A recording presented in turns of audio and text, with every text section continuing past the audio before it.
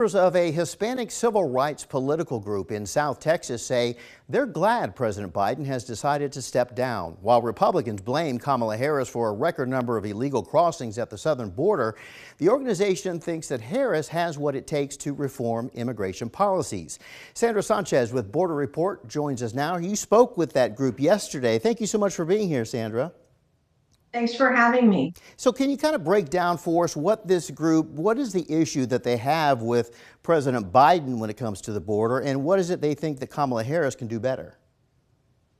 Right. The group is called Lupe Votes. It's the sister political arm of La Unión del Pueblo Entero, which was a civil rights group founded by the late Cesar Chavez.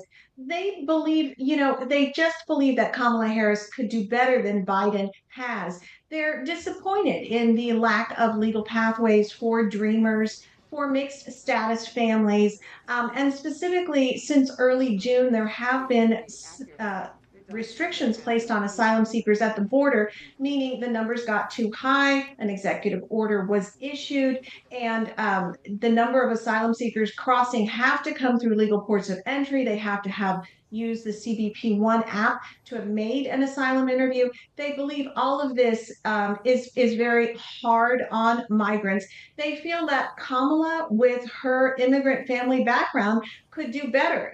Both her parents are immigrants. Her father was born in Jamaica and her mother is from southern India. They feel that she can empathize and understand and possibly help Congress to pass meaningful immigration reform instead of just issuing executive orders on the border. I see. Okay, so if she does end up getting the nomination, Kamala Harris, and then if she does become the president, what is it that this organization would like to see her do when she's in office?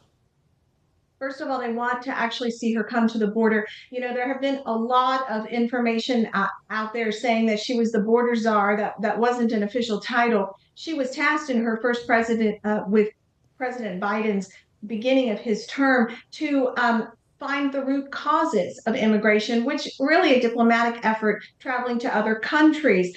What people here would like is for her to come visit. She came in 2020 to Edinburgh, which is just a couple miles from where I am now, while she was campaigning. And then 2021 went to El Paso. But other than that, really doesn't know the border communities. And they feel that's really important to get started if she was to get the nomination and to be elected. Yeah, and Sandra, that's really something that Republicans we've seen have already latched onto, is her role there on the border. And you spoke with a Republican lawmaker representing South Texas who has a very different view of Kamala Harris on the border versus the group that you spoke to.